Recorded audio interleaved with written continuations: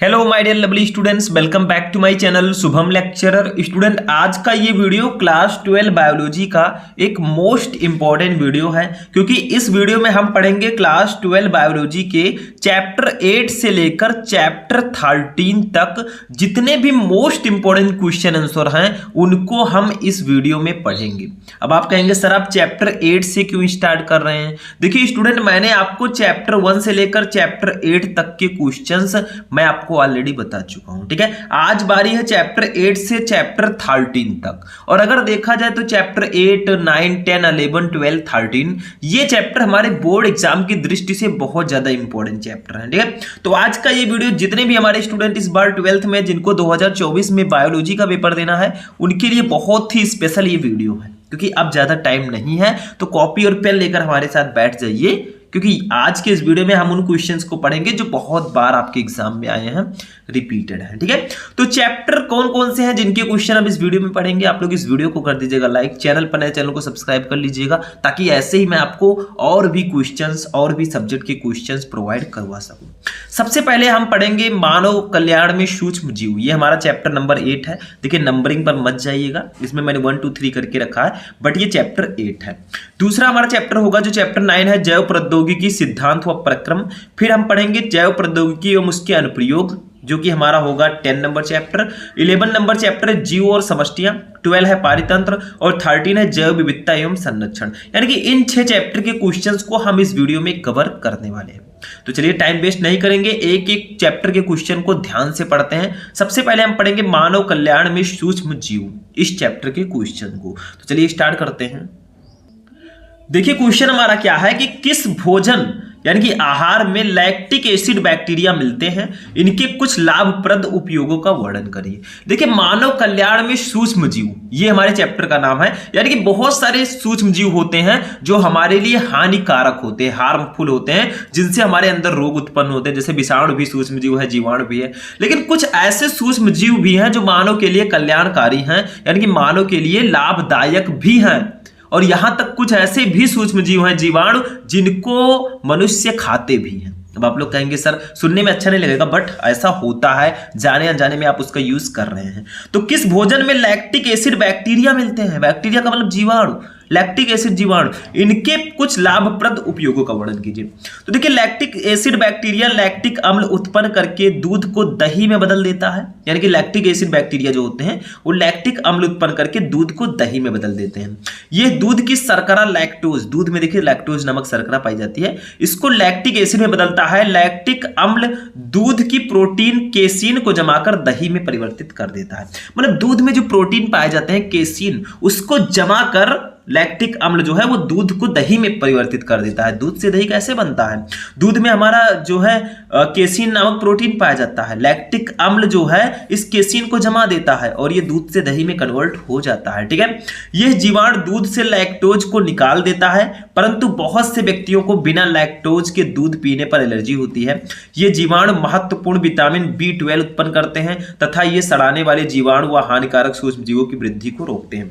मतलब हमारे दही में भी छोटे छोटे बैक्टीरिया पाए जाते हैं। ठीक है, लैक्टिक एसिड जीवाणु बैक्टीरिया पाए जाते हैं जो कि आपको दिखाई नहीं देंगे। पहले जब दही नया नया रहेगा जमा, तो उसमें आपको दिखाई नहीं देगा। अगर उसको कुछ दिन आप रख दें और दही खराब हो जाए तो उसमें वो छोटे छोटे जो जीवाणु है बड़े हो जाते हैं, तब आपको स्पष्ट दिखता है। और अगर आपको पहले ही देखना है तो आप माइक्रोस्कोप के जरिए आसानी से देख सकते हैं। ठीक है, तो हमारे दही में भी लैक्टिक एसिड बैक्टीरिया पाए जाते हैं, लेकिन ये बैक्टीरिया हमारे लिए उपयोगी होते हैं। ठीक है, तो किस भोजन में लैक्टिक एसिड बैक्टीरिया होते हैं? दही में। ठीक है, इनके कुछ लाभप्रद उपयोगी के नाम लिखिए, मैंने बता दिया। तो ये है आपका क्वेश्चन नंबर नेक्स्ट। ठीक है, आगे बढ़ते हैं, नेक्स्ट क्वेश्चन देखते हैं, इसी चैप्टर से है और शायद ये बहुत ज्यादा इंपॉर्टेंट चैप्टर है। आप लोग देखेंगे अगर पेपर्स को उठा के तो ये कई बार आया है और ये हमारे एनसीईआरटी में भी है। वाहित मल से आप क्या समझते हैं? वाहित मल हमारे लिए किस प्रकार से हानिप्रद है?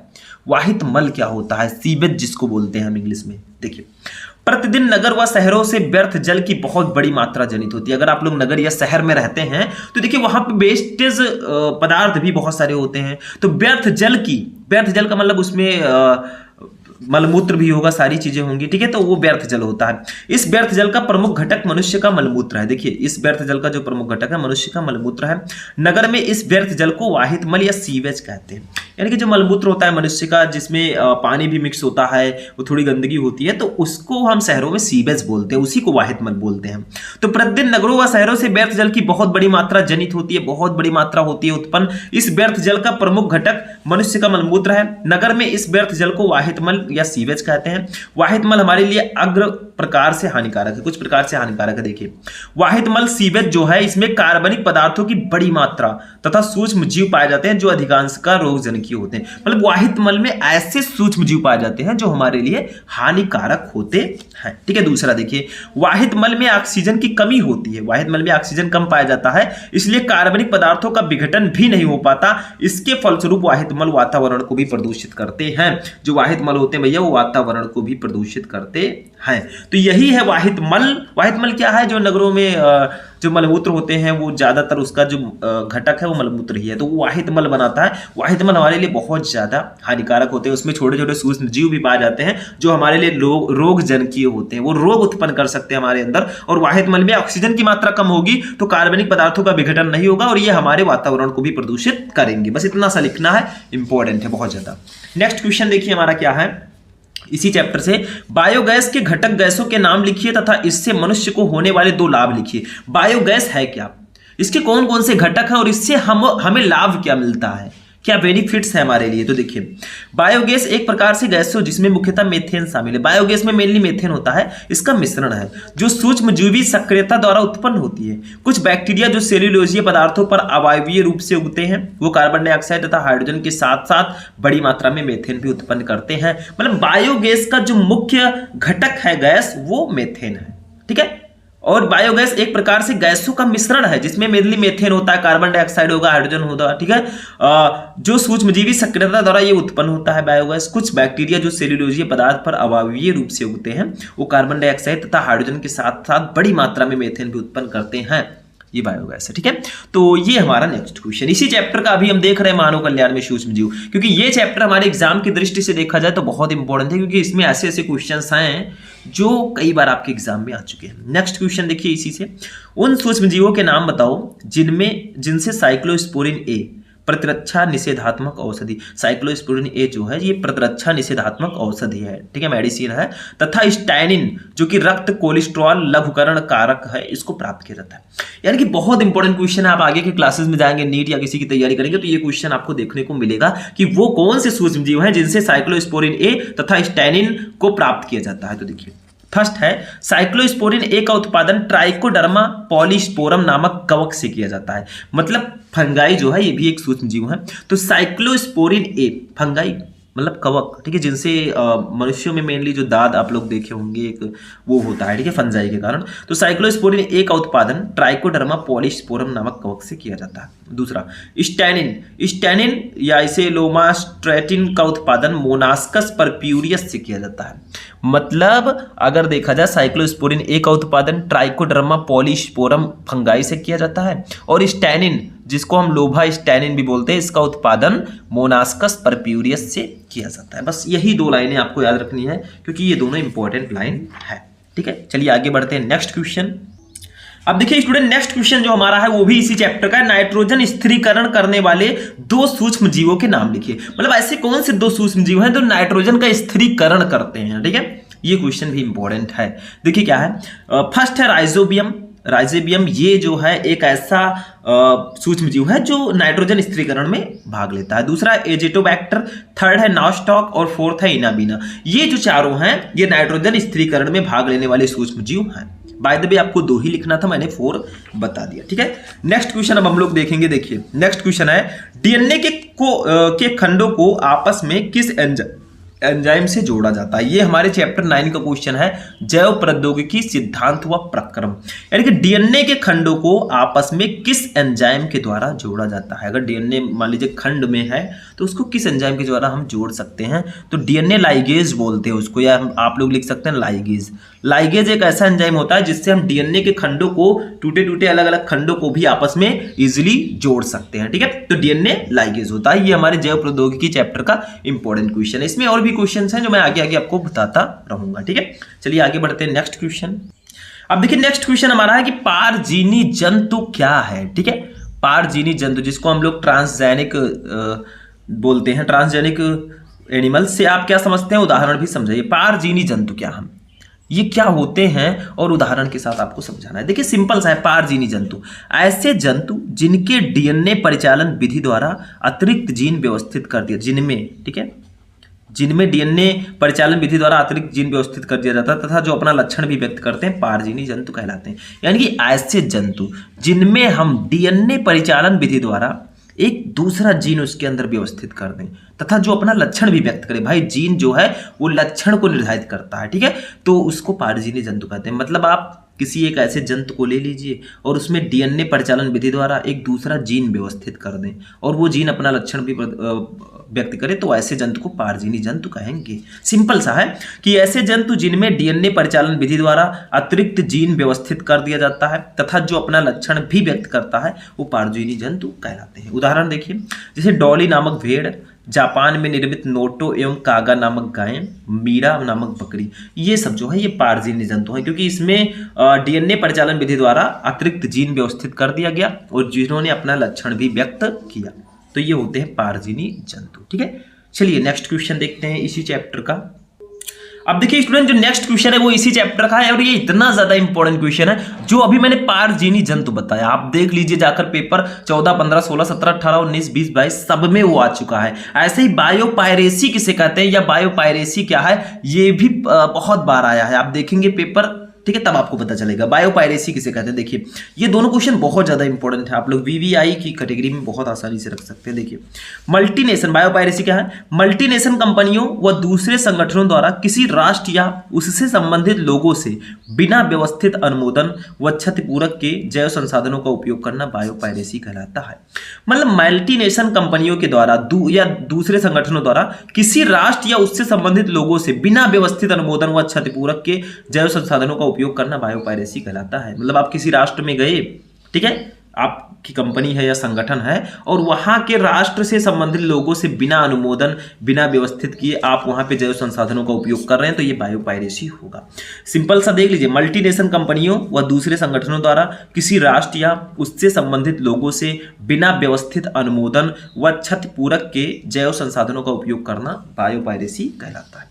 उदाहरण देखिए, भारत में उपचार के लिए प्रचलित हल्दी का पेंटेर अमेरिकी कंपनी ने लिया हुआ है। ठीक है, मतलब दूसरे देश से वो आए और हमारे राष्ट्र में बिना व्यवस्थित अनुमोदन के वो जैव संसाधनों का उपयोग कर रहे हैं। जैसे भारत में उपचार के लिए प्रचलित हल्दी का पेंटेर अमेरिकी कंपनी ने लिया हुआ है। ठीक है, तो ये हमारा हो जाएगा चैप्टर नंबर 10 का क्वेश्चन है, जो मैंने पारजीवी जंतु बताया, और जो बायोपायरेसी है ये हमारे जैव प्रौद्योगिकी एवं उसके अनुप्रयोग, इस चैप्टर का क्वेश्चन है, चैप्टर नंबर 10। ठीक है, बायोटेक्नोलॉजी एंड देयर एप्लीकेशंस। ठीक है, चलिए आगे बढ़ते हैं। नेक्स्ट क्वेश्चन, अब देखिए स्टूडेंट, हमारा नेक्स्ट क्वेश्चन है समष्टि और समुदाय की परिभाषा लिखिए। समष्टि जिसको हम पॉपुलेशन बोलते हैं और समुदाय जिसको कम्युनिटी बोलते हैं, इसकी परिभाषा लिखना। देखिए समष्टि क्या होता है, किसी खास समय और क्षेत्र में एक ही प्रकार की स्पीसीज के व्यष्टियों या जीवों की कुल संख्या को समष्टि कहते हैं। मतलब किसी खास या खास समय और क्षेत्र में एक ही प्रकार की अगर स्पीसीज है, वहां पे जातियां हैं, तो ऐसे व्यष्टियों या जीवों की कुल संख्या को ही समष्टि बोलते हैं। समुदाय क्या है भैया, समुदाय तो आप लोगों ने कम्युनिटी जिसको बोलते हैं, किसी विशिष्ट आवास स्थान की जीव समष्टियों का स्थानीय संघ समुदाय कहलाता है। मतलब सिंपल सा क्वेश्चन है ये, दोनों डेफिनेशन याद रखिएगा, कई बार एग्जाम में ये आ चुका है, एनसीईआरटी में आपके है। और ये जो क्वेश्चन मैं लेकर आया हूं भैया, ये दोनों जीव और समष्टियां चैप्टर का क्वेश्चन है, जो मैंने अभी बताया समष्टि और समुदाय, और ये क्वेश्चन ये चैप्टर 11 से है, जीव और समष्टियां से। देखिए ये एनसीईआरटी का क्वेश्चन ये भी है। आर्किड पौधा आम के पेड़ की शाखा पर उग रहा है। आर्किड और आम के पेड़ के बीच पारस्परिक क्रिया का वर्णन आप कैसे करेंगे। मतलब आप देखे होंगे जब आम का वृक्ष देखते हैं उसमें एक पौधा उससे जुड़ा हुआ रहता है, आर्किड पौधा उसको बोलते हैं। तो आम के पेड़ पर आर्किड पौधा उग रहा है, आखिर क्या संबंध है इन दोनों में। ठीक है, देखिए आर्किड पौधा तथा आम के पेड़ की शाखा सहभोजिता प्रदर्शित करते हैं। ठीक है, सहभोजिता, ये ऐसी सहभोजिता है क्या, ये ऐसी पारस्परिक क्रिया है जिसमें एक जाति को लाभ होता है और दूसरी जाति को ना लाभ और ना हानि होता है। मतलब सहभोजिता एक ऐसी क्रिया होती है जिसमें एक जाति को लाभ होगा और दूसरी जाति को ना तो लाभ होगा ना हानि होगा, वो ऐसे का वैसा रहेगा। आम की शाखा पर अधिपादप के रूप में उगने वाले आर्किड को लाभ होता है, जबकि आम के पेड़ को उससे कोई लाभ हानि नहीं होता। मतलब क्या है, अगर आम के पेड़ पर आर्किड का पौधा उग रहा है तो ये एक सहभोजिता है। मतलब ये ऐसी प्रक्रिया होती है सहभोजिता जिसमें एक जाति को लाभ होगा और दूसरी जाति को न लाभ होगा न हानि। मतलब आम की शाखा पर अगर आर्किड पौधा है तो आर्किड को लाभ होगा, मतलब जो कुछ भी पालन पोषण होगा भैया आम का पेड़ उसको देगा, उसको लाभ हो रहा है, लेकिन आम को ना तो लाभ होगा ना ही हानि होगा। ठीक है, वो उसकी एक टहनी की तरह वो भी लगा रहता है। ठीक है, तो ये बताया गया है। तो आर्किड का पौधा और आम के बीच में सहभोजिता का संबंध होता है, मतलब आर्किड को लाभ होता है भैया, उसको फायदा ही फायदा है, और जो आम है उसको ना तो लाभ होगा ना हानि होगा, वो जैसा है वैसा ही रहेगा। ठीक है, नेक्स्ट क्वेश्चन हम देखेंगे, ये हमारे नेक्स्ट चैप्टर से है जिसको हम बोलते हैं पारितंत्र। ठीक है, ये भी चैप्टर बहुत इंपॉर्टेंट है और ये क्वेश्चन भी बहुत ज्यादा इंपॉर्टेंट है, चैप्टर 12 का है। देखिए, ऊर्जा के पिरामिड की मुख्य विशेषता क्या है? तो देखिए इसकी विशेषता मैं लिख देता हूं यहां पे। देखिए, पारितंत्र में ऊर्जा का प्रवाह एक दिशीय होता है, मतलब एक ही दिशा में होता है। ठीक है, एक दिशीय होता है। ठीक है, तथा ऊर्जा का पिरामिड सदैव सीधा होता है, सदैव सीधा होता है। मतलब ऊर्जा के पिरामिड की मुख्य विशेषता क्या है, मेन विशेषता? तो पारितंत्र में हमेशा ऊर्जा का प्रवाह एक दिशीय होगा, एक ही दिशा में होगा, और ऊर्जा का पिरामिड सदैव सीधा होता है, यही इसकी विशेषता है। बस हो गया। ठीक है, पारितंत्र में एक और क्वेश्चन इसमें आता है भैया, उसको भी समझ लीजिए। लेग हीमोग्लोबिन पर संक्षिप्त टिप्पणी कीजिए, बहुत इंपॉर्टेंट ये भी है। तो देखिए, सहजीवी जीवाणु राइजोबियम दाल वाले पौधे, मतलब दाल वाले क्या मतलब, दाल की जो पौधे होते हैं पेड़, दाल वाले पौधों की जड़ों के कार्टेक्स में लेग हीमोग्लोबिन वर्णक एवं नाइट्रोजिनस एंजाइम का संश्लेषण करता है। लेग हीमोग्लोबिन कार्टेक्स कोशिकाओं में अवायवीय अवस्था को बनाए रखने में सहायक होता है। मतलब लेग हीमोग्लोबिन क्या है? सहजीवी जीवाणु राइजोबियम दाल वाले पौधों की जड़ों में कार्टेक्स में लेग हीमोग्लोबिन वर्णक एवं नाइट्रोजिनस एंजाइम का संश्लेषण करता है। लेग हीमोग्लोबिन कार्टेक्स कोशिकाओं में अवायवीय अवस्था को बनाए रखने में सहायक होती है। ठीक है, बस हो गया। नेक्स्ट क्वेश्चन देखिए क्या है, प्रकाश संश्लेषण प्रक्रिया के दौरान कौन सी गैस मुक्त होती है? तो किसको किसको नहीं पता है, कार्बन डाइऑक्साइड गैस मुक्त होती है। ठीक है, निकलती है, तो लिख देंगे कार्बन डाइऑक्साइड।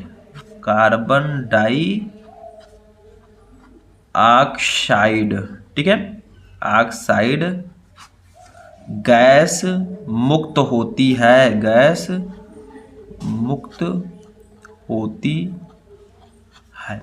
ठीक है, तो प्रकाश संश्लेषण की प्रक्रिया के दौरान कौन सी गैस मुक्त होती है? कार्बन डाइऑक्साइड गैस मुक्त होती है। One liner question. ठीक है, हो गया। चलिए नेक्स्ट क्वेश्चन देखेंगे।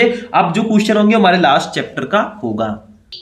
अब देखिए स्टूडेंट, हमारा जो लास्ट चैप्टर है जैव विविधता एवं संरक्षण, इस चैप्टर का ये क्वेश्चन है, और अब जो क्वेश्चन है वो इसी चैप्टर का है। बाय द वे ये क्वेश्चन बहुत इंपॉर्टेंट है और ये चैप्टर भी हमारे एग्जाम की दृष्टि से बहुत ज्यादा इंपॉर्टेंट है। देखिए क्या है, जैव विविधता पर टिप्पणी लिखिए, बहुत इंपॉर्टेंट है। जैव विविधता आखिर है क्या? 15, 16, 17, 18, 19, 23 सब में ये आ चुका है। देखिए, वन्य जीवन में वे सभी, ठीक है, बहुत इंपॉर्टेंट है। देखिए, वन्य जीवन में वे सभी प्राणी तथा पादप आते हैं जो मनुष्य के नियंत्रण और प्रभुत्व से दूर अपने प्राकृतिक वास स्थानों में रहते हैं, जबकि जैव विविधता में सभी जीव, जातियां, समष्टियां, उनके बीच आनुवंशिक विभिन्नताएं तथा सभी समुदाय के एकत्रित सम्मिश्र व पारिस्थितिक तंत्र आते हैं।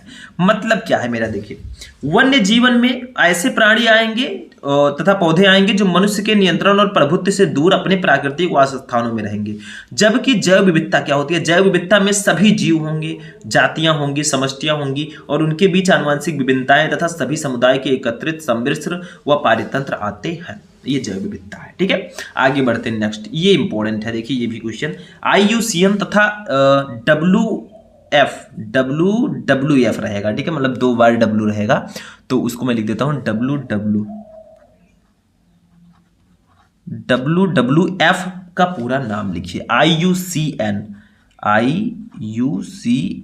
ठीक है, इसका पूरा नाम होगा इंटरनेशनल, आई से इंटरनेशनल, यू से हो जाएगा यूनियन ऑफ, सी से हो जाएगा कंजर्वेशन, यस है ये, conservation of nature, sorry of natural, IUCN of natural resources, ठीक है। IUCN का पूरा नाम international union of conservation of natural resources होगा। अगर हिंदी में बोले तो अंतरराष्ट्रीय प्राकृतिक संरक्षण संघ, लिख देता हूं मैं भाई, अंतरराष्ट्रीय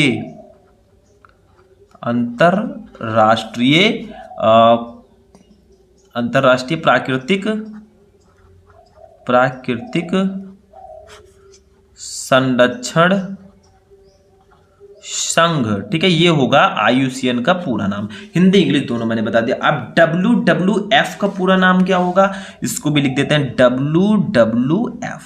इसका होगा वर्ल्ड वाइल्ड लाइफ फंड। देखिए वर्ल्ड, जाने रहिए आगे भी काम आएगा, वर्ल्ड वाइल्ड लाइफ फंड, ठीक है। ये होगा WWF का फुल फॉर्म। इसको हिंदी में क्या बोलेंगे, विश्व वन्य जीवन, ठीक है।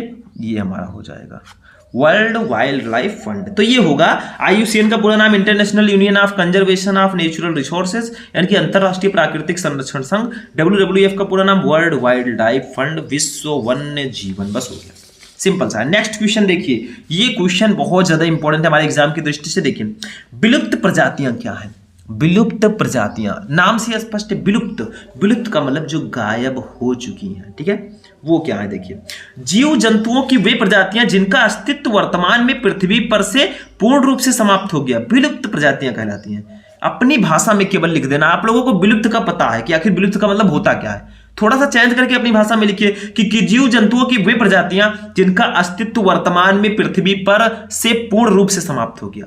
ऐसी प्रजातियां जो अब हैं ही नहीं, पूर्ण रूप से समाप्त हो गई, वो विलुप्त प्रजातियां होंगी, मतलब वो विलुप्त हो चुकी हैं। उदाहरण देखिए, मॉरिशस में पाया जाने वाला पक्षी डोडो, पहले एक डोडो पक्षी पाया जाता था मॉरिशस में, अब वो विलुप्त हो चुका है, बिल्कुल भी नहीं है। जीव जातुओं की ये विलुप्त प्राकृतिक भी हो सकती है तथा अप्राकृतिक भी, मतलब विलुप्त प्रजातियां प्राकृतिक भी हो सकती है और अप्राकृतिक भी, नेचुरल भी हो सकती है, आर्टिफिशियल भी। नेक्स्ट, उत्तर प्रदेश के लखीमपुर खीरी स्थित राष्ट्रीय उद्यान का नाम लिखिए, यानी कि उत्तर प्रदेश के लखीमपुर खीरी में कौन सा राष्ट्रीय उद्यान स्थित है, बहुत इंपॉर्टेंट है। इनका नाम है दुधवा राष्ट्रीय उद्यान, दुधवा राष्ट्रीय उद्यान, ठीक है। ये हमारे उत्तर प्रदेश के लखीमपुर खीरी में स्थित है दुधवा राष्ट्रीय उद्यान, ठीक है। समझ में आ गया ये क्वेश्चन। अब हम अपने नेक्स्ट क्वेश्चन की ओर चलेंगे, जो कि हमारे लास्ट चैप्टर का लास्ट क्वेश्चन होगा। देखिए जैव विविधता हॉट स्पॉट पर संक्षिप्त टिप्पणी की। जो हॉट स्पॉट क्या है, इसे हिंदी में हम लोग बोलते हैं तप्त स्थल, हॉट स्पॉट,